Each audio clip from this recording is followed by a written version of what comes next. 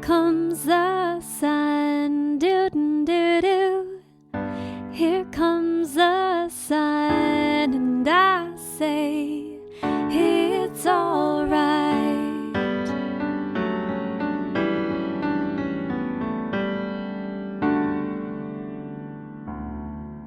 Hello, Fortitude audience. Thank you so much for being with us here today. My name is Heather Kittleson, and I am your host. And I have my wonderful husband across town in his office, Amos. Thank you for joining. Hello. Hi. And today we have Amberly Lago. And man, are you all in for a treat. This beautiful woman of God has been through a lot. And we are so excited to share her story with you today so that you can be just as blessed as we are for knowing her. And so, Amberly, thank you for joining us. Thank you. Thank you, Heather. Thank you, Amos. I'm so grateful to be here with y'all. I've been looking forward to this. Good. Amberly, where are you currently located? Where's your... I'm in Dallas now, but it's so funny that you ask because we moved here 3 years ago. I was in LA for 31 years and we moved back here 3 years ago. And sometimes, because I travel a lot, and sometimes I'm flying in and I'm like, wait, where am I? Where?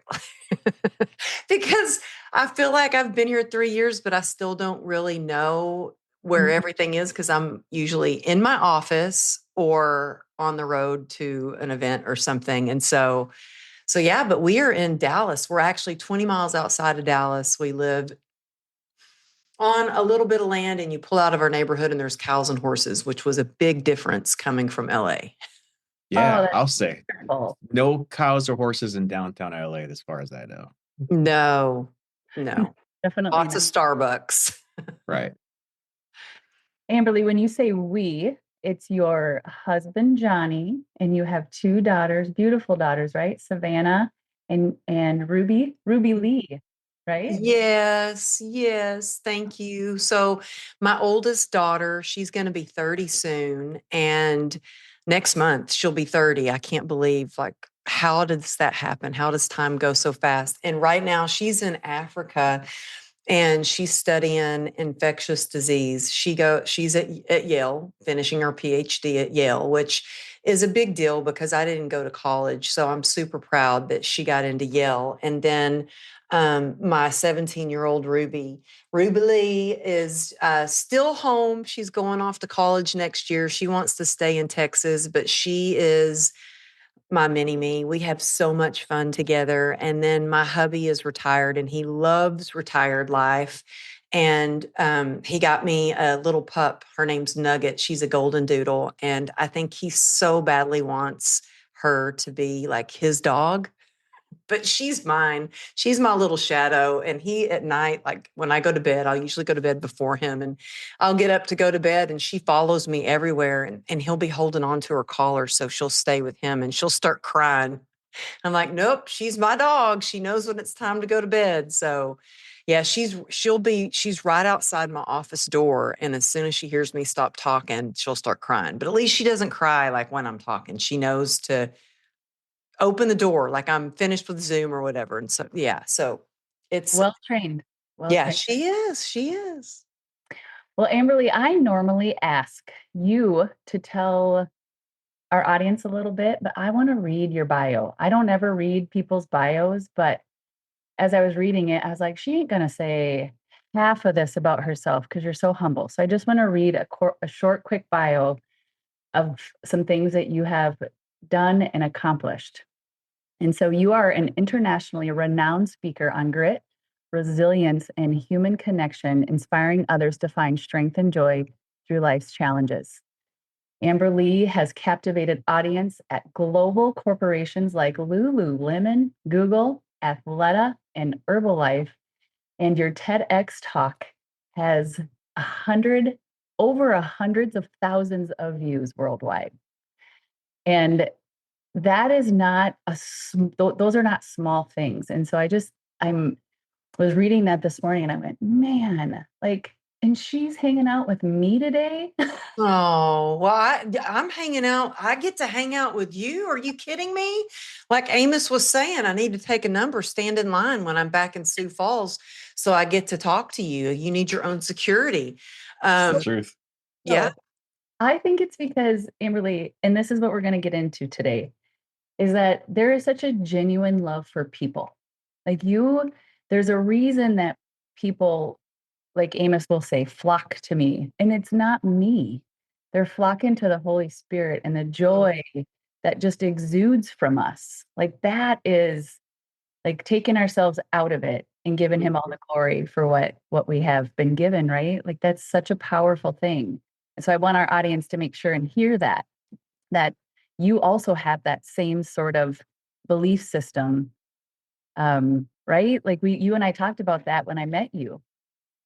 I think that's why, I think when you do have that faith and you do know your values and you meet people that match that same energy. And when I met you, I was like, oh yeah, she's my people. But thank you for reading the bio. Sometimes when people read my bio, I'm like, oh, wow, I did that. And then often, even when I met you, so I met you in Sioux Falls when I was speaking for the Faith and Business event. And I am telling you, Heather, I was nervous. I was asking, oh my goodness, why did they want me to speak at this event? The interview process for that was not easy, by the way. I went through like 3 interviews to get that gig because I didn't realize I think it's the only time they've had a speaker that wasn't in the Catholic Church. And I was their keynote speaker who happened to be a female, which they've kind of transitioned from a lot of male speakers. And then they had me. And I was so honored to get to be there. But I was nervous. I'm speaking at an event tomorrow. I'm their keynote speaker. And I'm like, I ask myself sometimes, oh gosh, are you sure you want me? Like, so I want people to know I still have self-doubt that creeps in. I still have moments where I'm like, there was a moment I remember I was about to speak at a virtual event and it was for like 300 people. And I was so nervous and I had that self-doubt and limiting beliefs and the unworthiness kind of pop up. And I started talking to God and I was like, God, maybe I'm not the right person for this. I get so nervous and who really cares about my story and this and that? And started talking to God and my phone rings and the whole phone lit up with my friend Ryan's face on it. And he goes to my church and I was like, why is Ryan calling me? He never calls me. And I answer, I'm like, hey, Ryan. And he goes, yeah, Amberly, I'm holding an event. It's in person. We're having it at this arena. We're expecting about 4,500 people. I want you to be the speaker for the event. And I was like, I'll be there. Thank you. And I got off and I was like, God, you have a funny sense of humor. Here I was like thinking I'm nervous about doing a virtual event and now I'm going to be in an arena. Okay, God, I will keep sharing a message and trying to bring light in people's lives. And I guess I talk about God a lot. I didn't realize it, but I guess because God is so big in my life. And I guess I talk about God a lot because like I have this little ceramic frog that my daughter made me, Ruby made me. And it's a frog because I say fully rely on God. And so every time I see a frog, I'm like, okay, yep, there's my reminder, fully rely on God. It's not about me. He's the driver. It's not about me. So she made me a little frog. And I'm just grateful that I get to do the things that I get to do. I mean, to me, that's true success. Fulfillment, when you get to serve, when you get to be around people that you love and do the things that you love. And when you get to really use your strengths to help others achieve success, to me, that's really fulfilling. And really, I appreciate that transparency so much.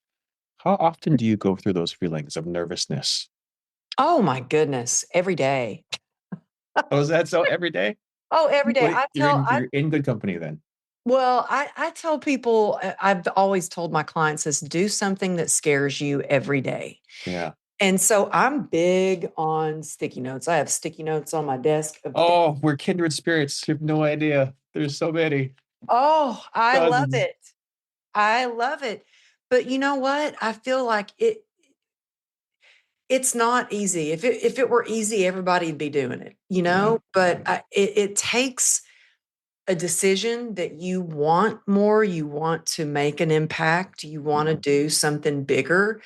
It takes the willingness to do it. And I always tell people, you know, you can have all the knowledge, and nowadays knowledge is everywhere. Shoot, you can chat GPT anything, and it's at your fingertips. At one little tap on your phone, you can find out anything. There's information through events, through podcasts. Information's everywhere. Wisdom is rare. And the difference is you can take all the information and you have it, but unless you take action and you really get the wisdom because you've taken action, and man, I've fallen flat on my face. I have failed.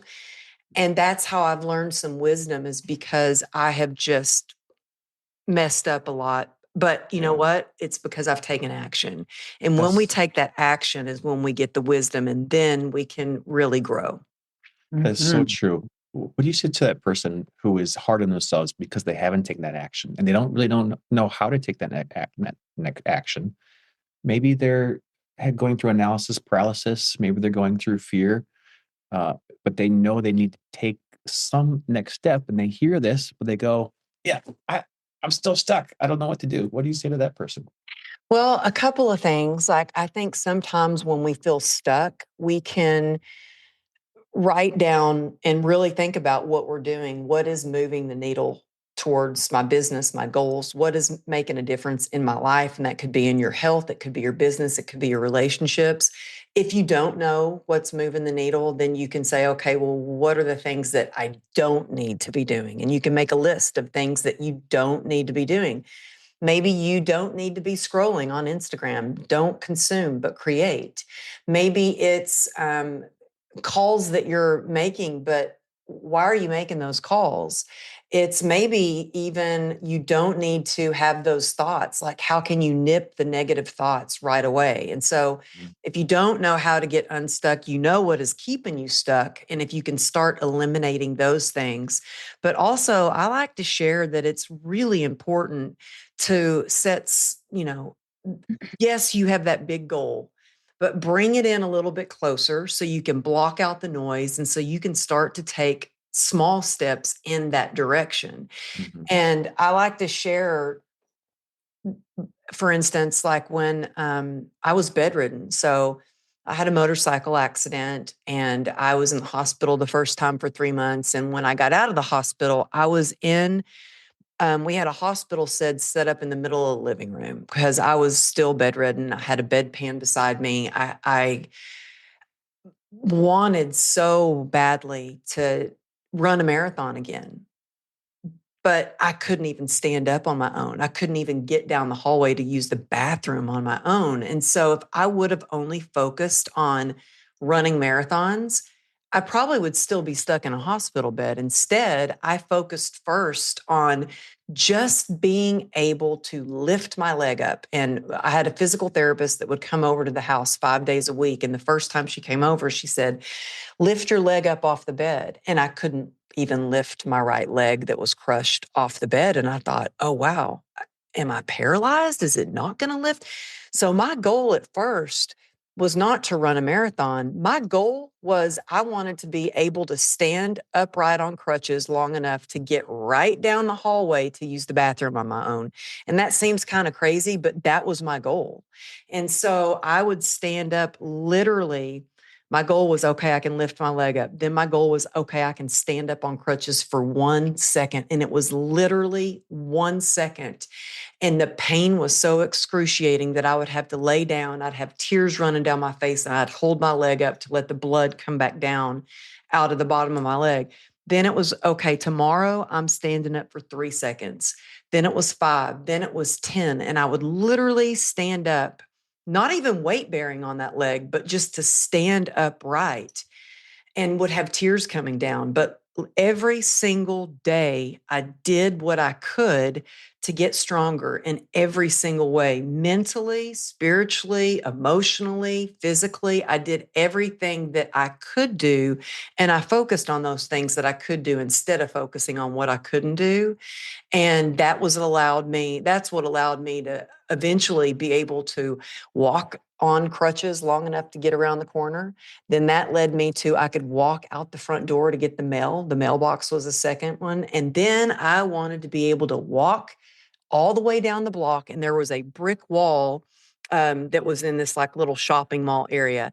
And so I would walk on my crutches and I would stand and I would have to prop my leg up on the side of that brick wall. And it took me probably 20 minutes to walk to Starbucks on the crutches.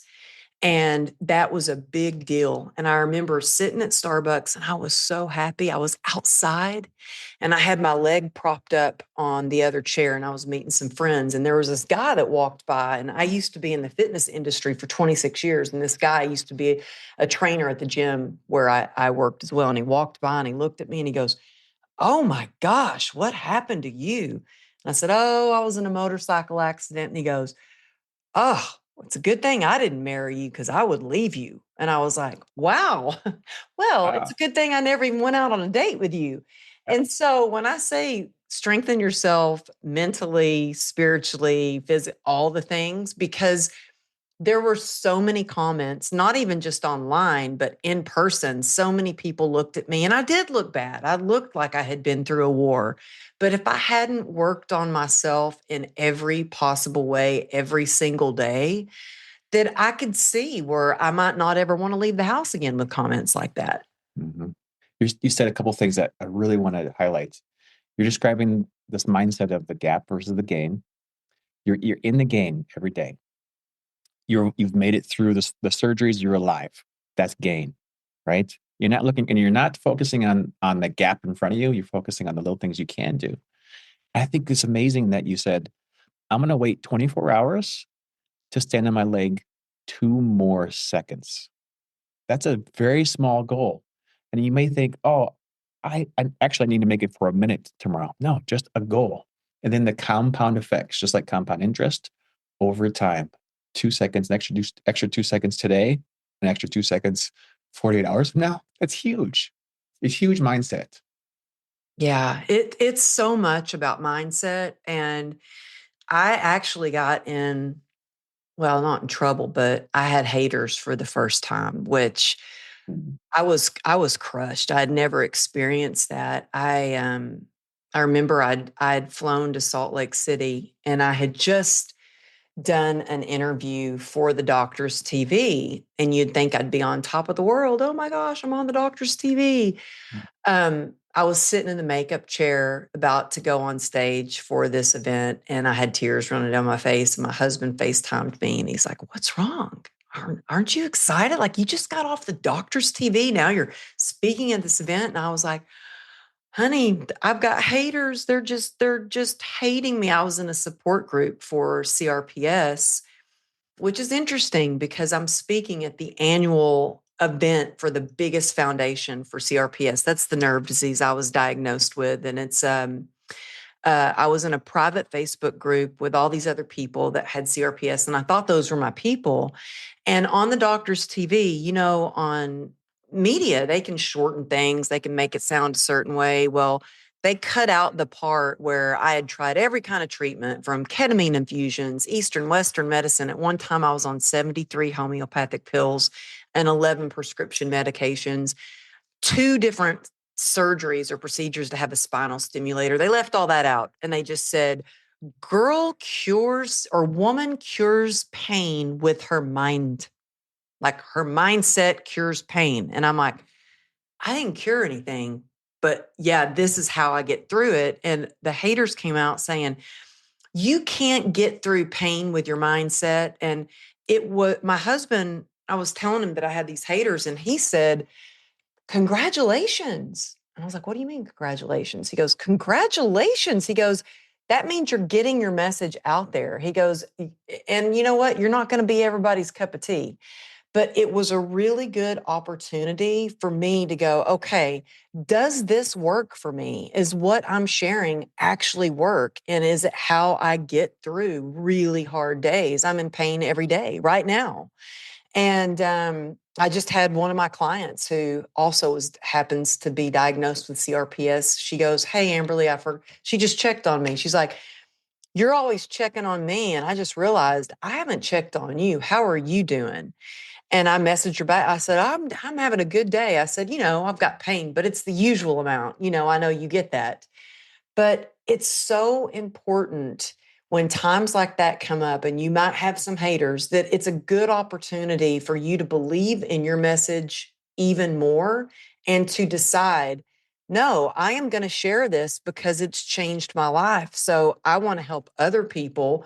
And I think sometimes we're either a mirror to people of what they're not doing or what they're not willing to do, or we're an inspiration to people and we're like, you know what? I'm going to try that. I'm going to do that. I'm going to walk again. I'm going to work out again. I'm going to get on a plane again.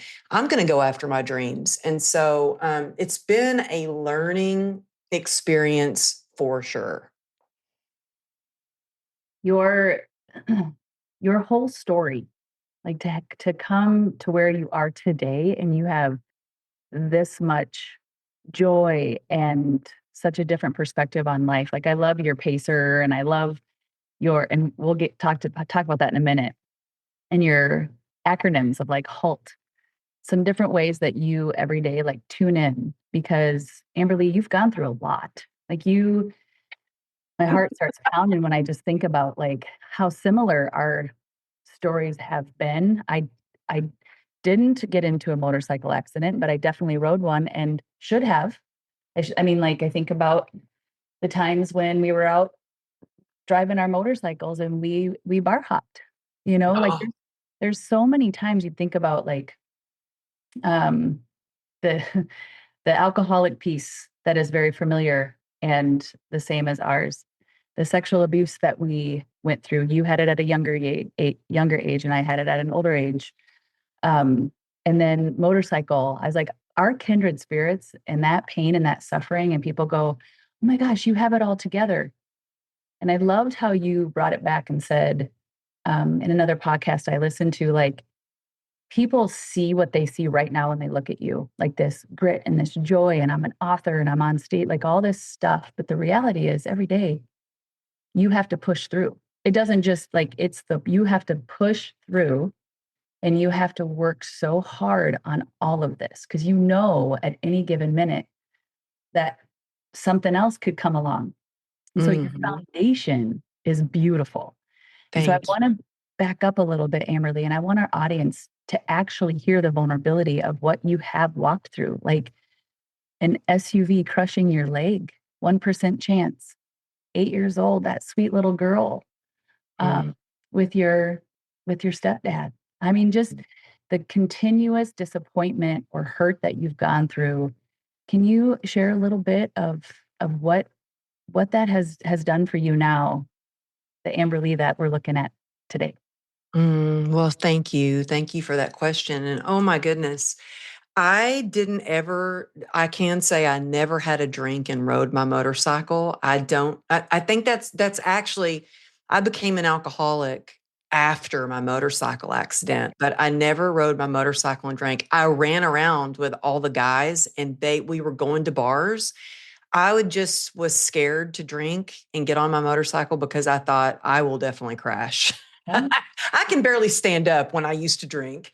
But I didn't turn into an alcoholic until after my motorcycle accident. And I never dealt with the sexual abuse. How I dealt with it, I never healed. I was just dealing with it. I wasn't healing from it because I did whatever made me feel good. And back then it was like becoming an overachiever. I was everything in high school, from the president to the choreographer for the drill team, the drama team, the drama club, the cheerleaders. I was an overachiever, all AP, graduated honors, then moved to LA, and I made something with my life. I built this business up. I was just like, I was a runner. You would see me running all over town. If I had 30 minutes in between a client, I was out the door running. I ran every single day. In fact, the day that I had my motorcycle accident, I had ran like 11 miles in my best time and beat my workout partner for the first time. I used to run with my friend Sean, who was fast. And I was like, yes.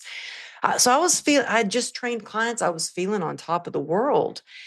And I hopped on my bike. It was a long holiday weekend. And this SUV came, shot out of a parking lot, and T-boned me. I was thrown 30 feet, and I just remember sliding across the asphalt thinking, I hope another car doesn't hit me. I couldn't tell what I was sliding into. And when I came to a stop, I only looked down at my leg once because it is crazy to see a limb on your body completely broken into pieces. My foot was dangling off, only held on by the skin. And blood was everywhere. My femoral artery was severed. And even looking at that, one of my very first thoughts was, oh, this can't be good. I might have to train my clients on crutches for a while. That was like a sign of, like, I was living in survival mode already. Like I'd been a single mom. I had lost everything in the divorce and had to rebuild my life. And so I feel like when I was younger, I was in survival mode of just trying to deal from the sexual abuse and never feeling safe. So in some ways, like everything that I've been through, people said, oh, do you wish you could take it all back? Mm. And I can't think that way because that's in the past. I think that it's up to us to play the heck out of the cards we've been dealt and ask ourselves, like, instead of why me, ask what's next. And you're not defined. I don't define myself as someone who is a sexual abuse survivor or motorcycle accident survivor or CRPS warrior. Those are things, they're part of my story. I don't think we're defined by things that we went through. I think we're defined by our resilience and what we do with what's left from whatever happened. And so I remember when I wrote my first book, it's called True Grit and Grace. And the book came in the mail. My husband's looking at the back and he goes, oh my gosh, do you know that it's written on here that you went through sexual abuse? And I said, yeah, I wrote about it in the book. Maybe you should read the book, And I did. I will tell you, it was vulnerable. And my second book, Joy Through the Journey, was even more vulnerable because I talked so much about recovery. I got sober in 2016 and I talk a lot about my sobriety. And it was hard for me to be that vulnerable. But you know what? It is so rewarding when I have people come up to me and they're like, thank you for sharing about the sexual abuse and how you've gotten through it, because it allows me to walk with my head held up high and shine a light on that shame that I felt. And I appreciate you also saying, like, to look at me, you think, oh, I think a lot of times it's human nature to look at people and go, oh, they've got it all figured out, or it's easy for them. I do not have it all figured out. I'm still trying to figure things out every single day. And you know what? It's hard a lot of times for me. And even yesterday, I wasn't feeling very great. And my husband, I think he's got PTSD from me being in the hospital so often. I was just back in the hospital 3 weeks ago. And he knows I have a big event tomorrow. And this morning, the first thing he said is, are you going to be able to drive to that event? I was like, yeah. He goes, okay, well, you sound better. But I just feel like there's nothing worse than knowing that my pain is causing someone else pain. I don't want that, And so every single day I do my best. I wake up early so I can get my prayer in and my gratitude list. I have accountability. I have ladies that we share a gratitude practice together. And so I do everything I can. I mean, I'm in my workout clothes right now because right after this, I have a workout. Actually, it's a client that I've had for over 20 years. She's the only fitness client that I have left. And I still see her because we work out together. But I think it's so important, and it does take grit, but it takes connection. I think that grit without connection is resistance, and grit with connection to your heart, to your purpose, to God, and to others, that's where you find resilience. Yeah, your gratitude piece and community and making sure that your pain doesn't take over your mental, because you live in chronic pain. I mean, that CRPS is dubbed as the suicide disease. Yeah, it's crazy. I can understand why it's dubbed that, because the pain is ranked higher on the pain scale than a kidney stone, than an amputation, than childbirth, than anything. And to live with it when there's no known cure, supposedly, I still try. I'm still trying everything I can. Um, you really have to be, I couldn't do it without my faith. I could not do it without working on my mindset, because it does take mental toughness. It does take me connecting with God every morning, saying, please walk with me through the day, keep me sober, lift any obsession for alcohol. Because that's what got me into drinking alcohol, was I couldn't find a solution for my pain. Now, I pray that if you're listening, you never experience being hit by an SUV, but pain is pain. We all have pain in some way, whether it's emotional or physical. And pain demands to be heard. It will come up in everything we do. It'll come out in the way that we lead, the way that we love, and every part of our business, every relationship. And so we have to let that pain rise to the surface and really heal it, instead of just dealing with it. And so it was hard for me. I wanted to ignore it, but I think that when we can accept who we are, where we are on our journey, then we can take those action steps with grit. But not only that, we can connect with the community that the people that we're destined to meet and supposed to connect with, because we're being completely transparent with what we're going through and how we're healing. And I think that's one of the reasons we connected so deeply, is because you started, I never know exactly what I'm going to share on stage. And I think that at that Faith in Business conference, I did share about my sobriety. And then you shared that with me. I was like, oh,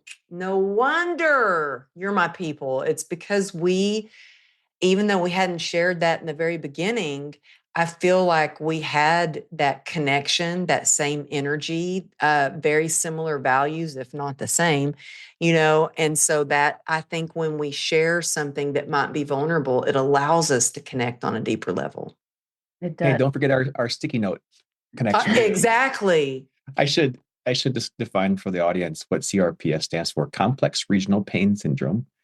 It's a chronic pain condition that develops after an injury or surgery, typically in an arm or leg, is characterized by severe burning pain, swelling, and changes in changes in the skin and color and temperature. Is that accurate? Yeah, it's pretty crazy. And so even this morning, I'm speaking at an event in Minneapolis. And look, I understand. I run my own events. I understand it's very expensive to fly speakers in and to get them in the hotel and all that stuff. But he wants me to fly in the day of, speak at the event, and the event ends at 9:00 at night, and fly out.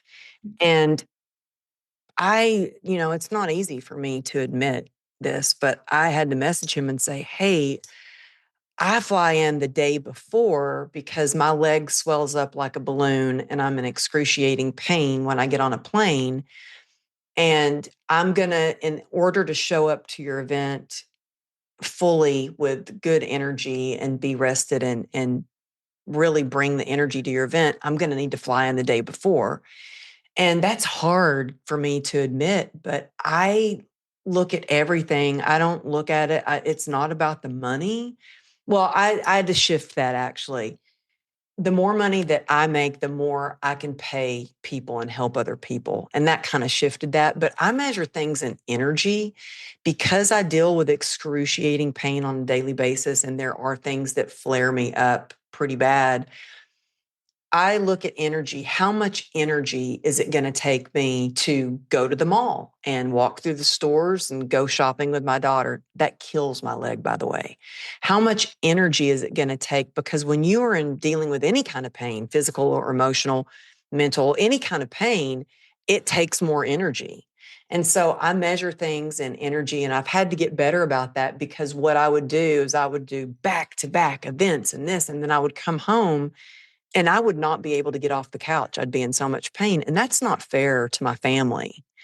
And so, yeah, the pain from this is I'm grateful I can fly. I'm grateful I get to work. There are a lot of people, when I went to a doctor, he told me I'd be in a wheelchair for the rest of my life.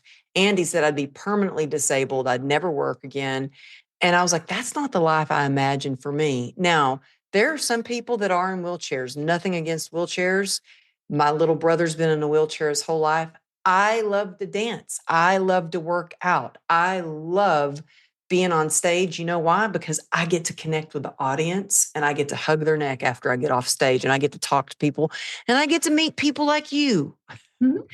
So that's Great my too. favorite. That's my favorite thing to do, And so it is a baffling thing. Doctors don't quite understand it. I mean, I've flown out of the country to try a radical treatment last year that I ended up back in a wheelchair for a while. So what it does to you mentally to be in and out of a wheelchair, up and off crutches, is hard. And so to develop that mental toughness and the resilience that you need, I really think you have to work on that before you need it, because life is always going to throw us challenges, whether you're dealing with a nerve disease like I was diagnosed with, or you're dealing with life being lifey, and you're an entrepreneur and you're building a business, or you're trying to start a coaching program, or you're, a stay-at-home mom or dad and you're chasing kids. Life can get lifey and it's hard sometimes, but if you have that mental toughness and the resilience, then you're going to be able to get through those moments and keep getting back up. And I talk a lot about being unstoppable. I mean, that's my mastermind. I even have a little unstoppable thing here on my mic. And it's not unstoppable, isn't about, falling or failing. We all fall, we all fail, but it's about getting back up. It's choosing to rise, and it's joy that gives you that spark to keep going. Yeah, that's so true. Talk about this resiliency and building up resiliency before you need it. Mm-hmm. As one, it's such a hard concept to wrap your head around, because maybe you don't need it, but you probably will. How do you get the motivation to get out of the chair and build that resiliency? I think it's so important to ask yourself why instead of what or how. Why? Why is it? What's that driving force? Because I was ready to throw in the towel and give up. And I even had thoughts of, my daughters could find another mother. My husband could find another wife. I was just at my darkest time. And it was when I prayed and I felt like God was telling me, don't give up, keep going, get up. And then I heard my daughter's voice. I was in the hospital bed downstairs, and all I heard her say was, Mama. And in that moment, I knew why I was going to get up. I was going to be an example of resilience for them and for others. And so whenever anything is hard, I always ask myself, well, why am I doing it? What is that driving force? And it could be something as simple as, man, I really don't want to make a video for Instagram. I really don't want to do Reels. This person wants me to make a video for their event. Hard for me to get the phone and do a video and record myself. But I ask myself, well, why? It's not about me. It's about how I can serve others. And there may be one person out there that's ready to throw in the towel, and all they need is to hear that message. And so if you're going through a season of, well, I just don't know what to post, or I don't know what to do, or I'm too scared to send that email or make that phone call, just do it. Take the chance. Remember why, and take yourself out of the equation. It's not about you. It's about how you can serve. And that really helps me. And we going back to the sticky notes too. If it's not written down for me, it doesn't get done. It has to be written down. I'm old school. I have my paper calendar, I've got the sticky notes, and I have what my priorities are, what has to be done before I close my eyes at night. And so if it's 11 o'clock at night and it hasn't been done, guess what? I made a promise to myself that I was going to do that before I go to bed. So I do it. When you make promises to yourself and you keep them, that's how you start to build not just resilience, but you build your confidence, you build your trust in yourself. If you stay sober just one more day, you start to trust yourself more. And you know what? I would suggest starting out with something as simple as setting your alarm. Set your alarm in the morning. And when that alarm goes off, don't push snooze. Get up out of bed. That way, you've kept your promise to yourself. You're telling yourself subconsciously, too, that you can do hard things. Man, sometimes it's hard to get out of bed. I hear you. I don't want to sometimes. I just want to cuddle with my little golden doodle and stay in bed. But I made the promise to myself and to other people that I was going to show up. I was going to do it.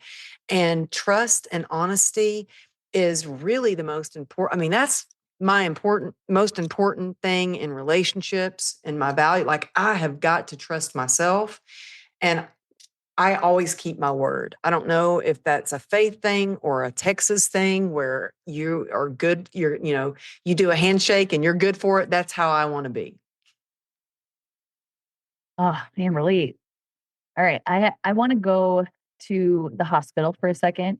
I know Amos has another question that we'll get to. When you were in the hospital and there was a very specific doctor, because the drive in the ambulance, like, you went through a lot. And for those of you who are listening who haven't heard like the full detailed message, because I feel like we just don't ever get enough time to dig into it all. But like, I highly encourage anyone who's listening to follow you on Instagram, follow you on LinkedIn, whatever it is, because you are so inspiring, but you also have shared some really intimate details about what happened on that day and the people God put in place. But something that stuck with me was the doctor who put your leg on his lap. Mm. Can you share that? Because that is what brought me to tears, because we are all such a beautiful masterpiece, right? Mm. Oh, thank you. It makes me emotional just thinking about it because you know what? I start thinking about, like, this morning for some reason, I thought about this where I got transferred. So when I woke up out of a coma, they told me they were going to amputate my leg. They said, you only have a 1% chance. This is like a war wound. There's nothing we can do for you. And all I heard in that moment was, there's a 1% chance. I have a chance. And so I thought, well, I don't want to amputate it. If I have a chance, I want to find a doctor that's willing to take that chance with me. And so I got transferred to Cedars. That took an act of God, let me tell you. Got transferred. And I remember I was just thinking about this morning for some reason. When I first woke up, I was thinking about this. When I got to the hospital, they said, well, it was on a Sunday. And they said, well, Dr. Wiss is away on a work trip and he's going to come see you tomorrow on a Monday. And I was in the hospital room by myself, and this man walks in and he has on, a khaki colored jacket and just not in scrubs or anything. And he had a name tag that said D. Wiss. And I looked at his name tag and I grabbed his arms with both my hands. I grabbed his arm and he was probably thinking, oh my gosh, who is this lady? And I said, you're Dr. Wiss. I said, you're the doctor that's going to save my leg. And he very calmly kind of took his arm back and he goes, well, no, he goes, we're going to see what we can do. First, we're going to go in there and clean it all up. We're going to see what we can do. And there was a timeline. If you wait too long, the bone's dying. So you have to, like, put it back together as fast as you can. And so after 34 surgeries, and I would have a surgery, a day of recovery, surgery, day of recovery, 34 surgeries in total. I was still in so much pain. I'd been diagnosed with CRPS, and I thought, well, I've got the solution. I just can't deal with this anymore. We need to go ahead and cut it off. And I went back to Dr. Wiss after he had done all these surgeries to save my leg. And I said, Dr. Wiss, I appreciate you saving my leg. doing all these surgeries, but you know what? It's just giving me too much pain. We need to go ahead and cut it off. And he goes, well, we can't do that. And I said, well, what do you mean? No, I need to get on with my life, cut it off. I need to move on. He said, well, you've got, thank goodness he knew about CRPS. He said, well, you have been diagnosed with CRPS and it could get worse. It could spread. Mm. And then he put my leg in his lap, and that's what changed my life. Mm-hmm. He put my leg in his lap, not on the table, but on his nice white coat. And my first thought was, I can't believe he's putting my disgusting leg, my deformed, disgusting leg on his nice white jacket. And he looked at it like it was a masterpiece. Like, look at what he had saved. Look at what he had created almost. And I thought, wow, if he can look at it that way, maybe I can learn to look at it differently too.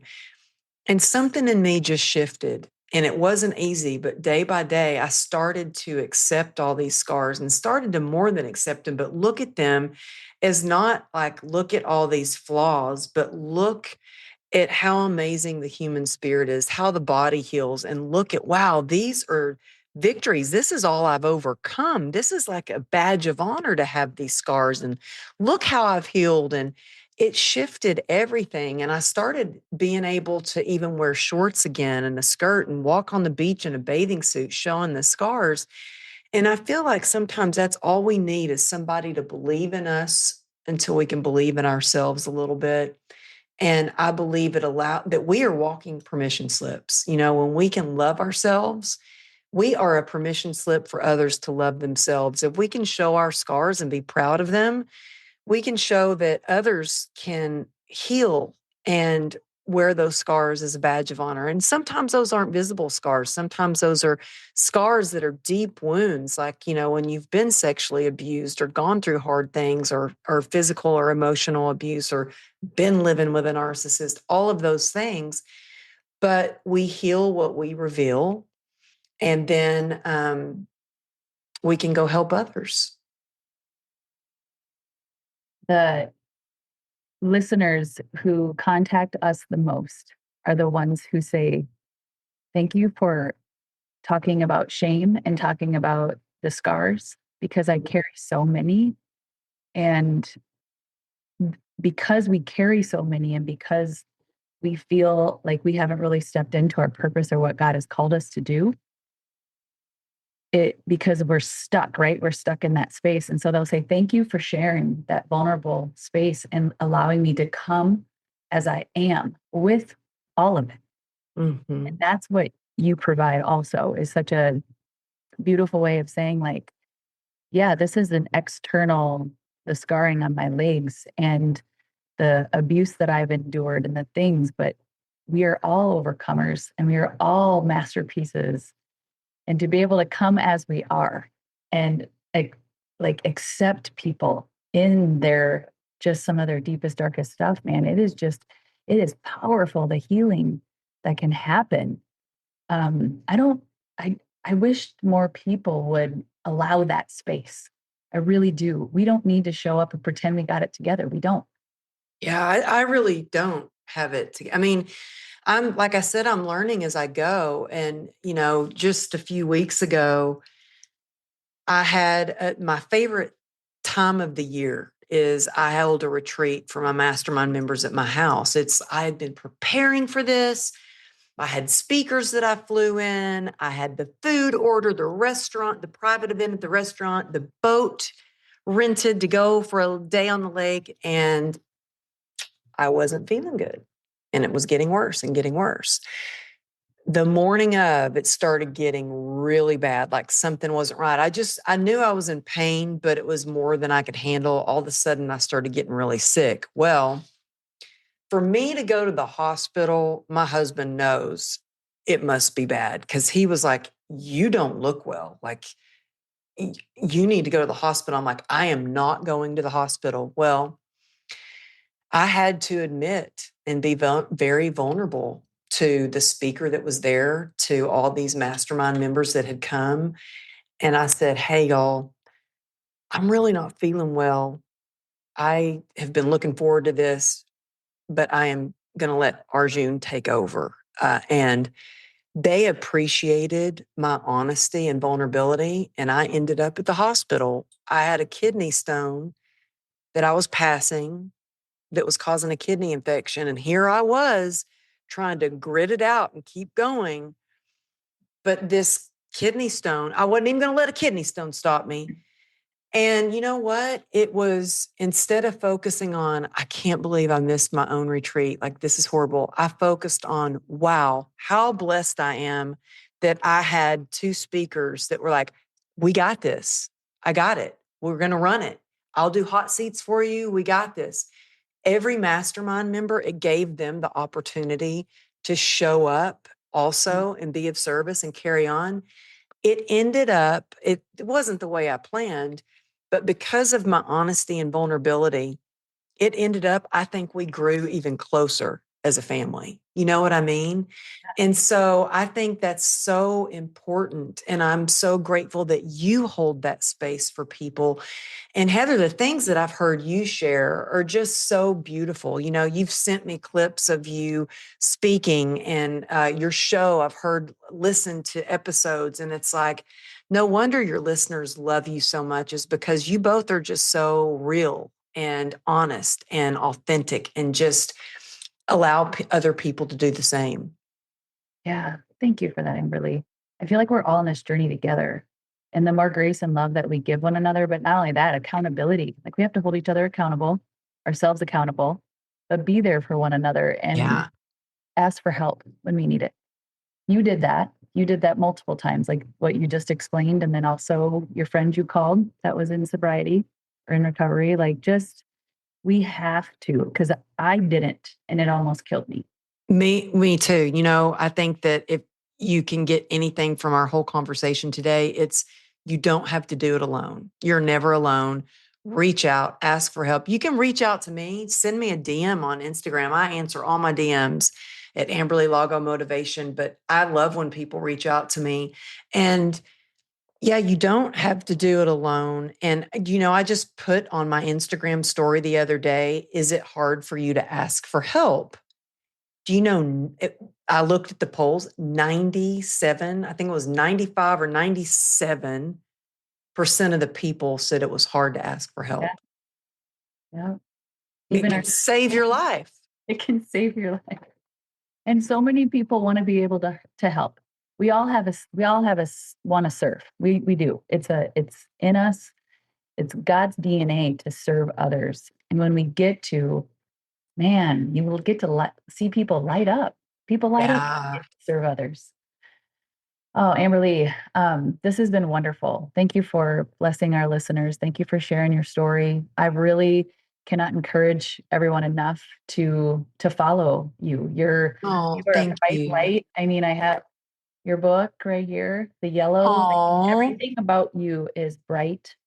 And when I think about you specifically, it's such a great example of glory to glory. Oh, thank you. Every single thing God does, he says, glory to glory. We're going to continue to probably go through tough times, but as long as you get back up, I'm going to show you what glory to glory looks like. So fight the good fight, keep going, work your way through, find the joy through the journey, and follow Amberly. Absolutely follow, and you will be inspired every single day. So thank you for everything. Thank you so much. Thank you for having me on. I just love seeing your face again. And I really hope to see you. Amos, I'm going to put a number in so I can talk to Heather. Get me past the security when I'm there in Sioux Falls. I am the security. Oh, my husband's the security. Yeah, you bet. You bet. It'll be great when you come. We'll try to schedule some time. Sounds good. Thank you so much for having me on. You're a blessing. Thanks for your transparency. It's an honor. It's inspiring. Thanks for your vulnerability. It's wonderful. Thank you. I appreciate y'all. Good luck tomorrow on your Thank you. event. Thank you. I hope praying God speaks through me. That's for sure. There we go. All right. Thanks, everyone. Thank you so much for watching. We want to change lives through this podcast and bring peace and hope. And if you'd like to support this podcast or our guests, please see the link below for our Patreon and giving links. And also, if you would, please like and subscribe and share this episode with